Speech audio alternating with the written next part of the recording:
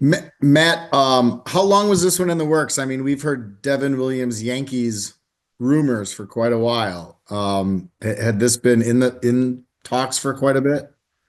I don't know if it had been, too prolonged. We've had a lot of different conversations in a lot of different directions. I mean, and these take a lot of different forms, and things can accelerate like they did over the last 24 hours. But I wouldn't characterize it as something where it's been going on for a long time, but certainly things sped up as we got to the winter meetings. Matt, can I ask one follow-up just on the basics of it? I don't think maybe those who watch your club will be surprised you traded Devin, but maybe a little surprised that you get a player back that doesn't have multiple years of control as kind of the primary, the first name they'll know in the deal. Can you explain that a little bit and how much, I'm sure there were different permutations of the package you get in return. Why were you okay with getting back a pitcher who only has 1 year? Yeah, I think it's a balance probably with both of the players involved. I think the first is trying to help the team today, and we think we definitely do that with bringing somebody in with the pedigree of Nestor Cortez, and having been the opening day starter for the Yankees just a year ago, brings a real stability, I think, to our rotation.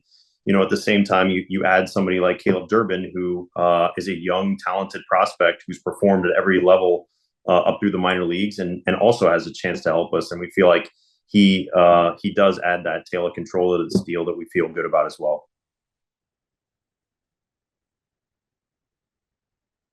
And we'll go to Todd. Matt, when you trade a guy away like Devin, who's been so good over so many years, you obviously have to have something in the background. You got to feel comfortable in what you have on hand. And, you guys navigated 4 months without Devin last year. Trevor was really good. You've got some other options. Can you just talk about your mindset going into 2025 and how you kind of see that the back end of the bullpen and the closer's role, shaping up for you guys? Sure. Yeah. Obviously, I think when you trade somebody like Devin, who's been just such a reliable player for us for so many years, certainly don't take that for granted. But I think to your point, Todd, it's a good one because I think we want to lean into the strength of our team for next year. And we feel like the bullpen is a strength for us. When you have somebody like Trevor McGill as an example of somebody who stepped up in the first half while Devin was out and did a really, really nice job for us, that would certainly be one. We saw what Nick Mears did in the playoffs for us. An arm like that is really exciting. Jared Koenig stepping up. We have a number of different arms in the mix that I think can help us at the back end of the bullpen. Certainly not trying to downplay the impact that Devin had, but we feel like we still have a good amount of strength there with our bullpen. And we'll go to Jack Stern. Matt, the MO for Caleb Durbin seems like it's the plate discipline, some versatility in the field. He's got some speed too. But I'm kind of curious how you guys feel about his game on the power side, if you think there's power potential there. He's been a guy who, at least publicly, the data doesn't look like he hits the ball super hard, but the home run totals aren't bad for him. He's been good at pulling the ball and getting to some power that way. How do you guys feel, or how do you value potentially that part of his game? What do you think he could do in the power department on top of some of the other things that he could bring? Yeah, I think that's a good point, Jack. And you've probably seen it digging into the information and our scouting reports. You've seen him start to graduate and gravitate into a little bit more power there as his career has progressed in a really good way. And so we saw that continuing to progress, especially in the fall league this year, and continuing to face higher quality pitching and survive, not just survive, but thrive really at every level. And so beyond just the power, like we talked about, you mentioned just the speed, the versatility, how he plays the game, his base running, where he can play on the diamond for us, just fits us in so many different ways. And we love the style of game that he brings to our team and how he plays. And I think that's going to be a really nice fit with Pat Murphy's style of baseball.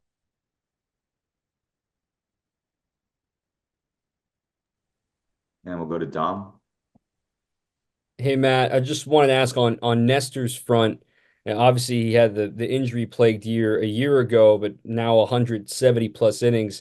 When it comes to his stuff, it's still really good coming off injury. And then furthermore, 170 innings would have led the club last year. So where do you see the more value coming for getting 1 year out of Nestor with it simply being innings or just the ability for Chris Hook and your team to maybe refine some things that they see that could really help them in 2025?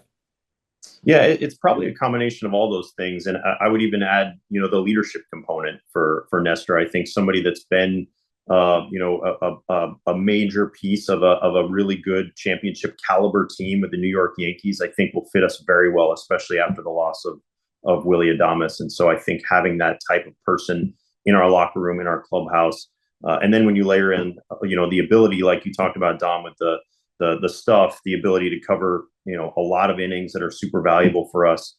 We think the combination of all those things is going to be a really nice fit for us in 2025. And go ahead, Kurt.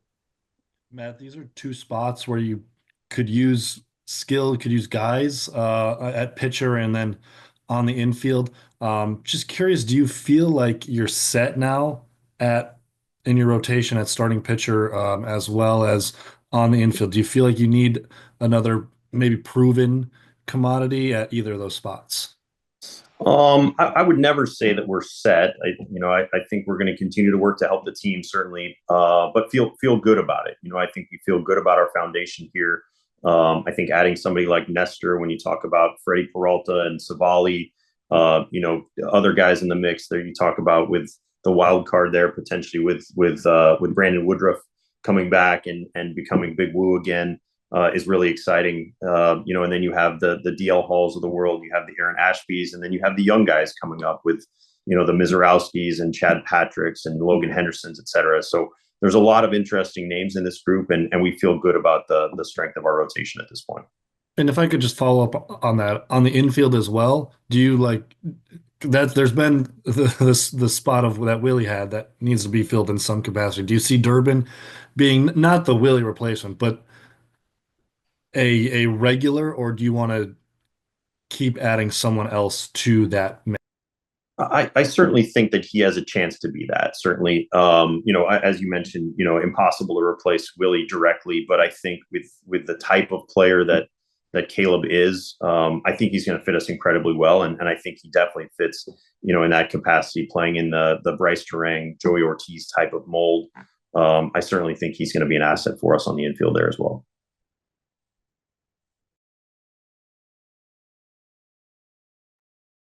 Lance Allen, go ahead.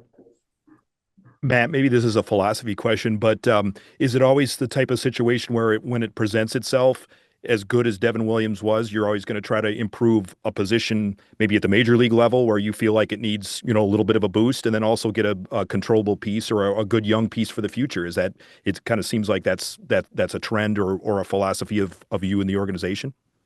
Yeah, I think we're always trying to balance both now and the future, Lance. I agree with you. Yeah, that's a big part of this, and bringing in somebody the pedigree of Nestor and balancing that with the youth and energy and athleticism of somebody like Caleb Durbin is we felt like it was a really well balanced deal for us at the end of the day.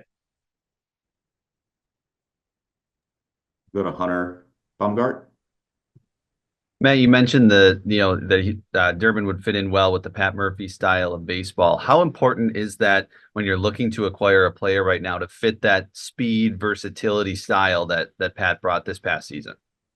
Yeah, it means a lot. I called Murph earlier to talk to him about it, and he was pumped because he got to see a lot of him in the fall league, just being located in Arizona, and he's been watching him out there and said he loved the way this guy plays. And I think that's to Pat Murphy's leadership is exactly what he's looking for, is those kind of grinder, type players and guys that get the most out of their ability. And Pat has shown an ability to do just that out of our young core, and adding somebody like Caleb to that mix is something that he's excited about and we're all excited about. Go to Andrew Wagner.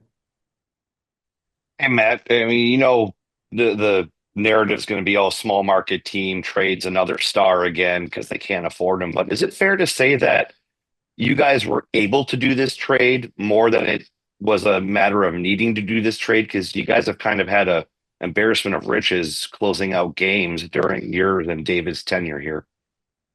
Yeah, look, I think we were dealing from a position of strength. I think to some degree we've had a really long track record of strong bullpens, and we hope to continue to do that. Obviously, losing Devin is tough for all of us, certainly. But that being said, we're also gaining established major league ready starters and a prospect we like a lot here that fits us hopefully in 2025 as well. So again, we like the balance of this trade to help the Brewers. We'll go back to Adam. Matt, with Durbin in the field and playing somewhere, do you know, like, if opening day were tomorrow, who would be at the shortstop? Yeah, we're still working through that. I would say, we have a lot of guys I think that can certainly do that. Bryce Terang came up as a shortstop and was outstanding. Joey Ortiz obviously has the pedigree to do that, but he was also outstanding at third base. You don't really want to mess with the Platinum Glove winner at second base necessarily, but both those guys are such good teammates. They're absolutely willing to do whatever it takes to help the team. And then you add somebody like Caleb Durbin who can play all three as well. I think that's going to be a good conversation for us to have, but I'm happy to have all those guys certainly in that mix in some capacity. And we'll go back to Todd. Matt, what did you like last year about what Trevor did for you guys closing games with Devin out? And we asked you a little bit about Abner down in Dallas at the winter meetings too. Do you think he could be a factor moving forward as well for you guys at the back end? Absolutely. Yeah, I think starting with Trevor, I mean, just what he was able to do in that role, I was able to be a very reliable back end guy, with Devin out. And I think that we've always kind of had this next man up mentality here. And Trevor was able to do exactly that for us and really helped us through the first half immensely. And then somebody like Uribe, we've seen flashes where he is as good as anybody in baseball, and he still throws 100 plus miles an hour and has incredible stuff. I just saw him when I was down in the Dominican a week or two ago, and he looks great. He's ready to go, and I'm excited for his future as well. And we'll take a couple more, starting with Kurt.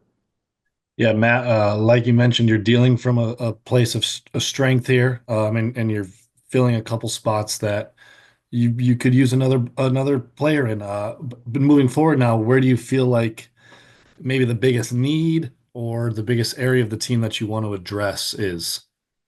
Yeah, I think I feel good about our foundation, and I think what this does is allows us to really focus on good baseball deals at this point, and really start to be creative and be opportunistic where the opportunities come up over the course of the offseason. We're going to continue to have conversations throughout the holidays into January and even into spring training, both with in the trade capacity and in the free agent market as well. So I think it just gives us a chance to be opportunistic wherever we feel like we can help the team.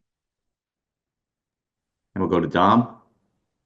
How do you feel the market has been this year in the activity around the winter meetings as opposed to years past, specifically on the pitching side of things?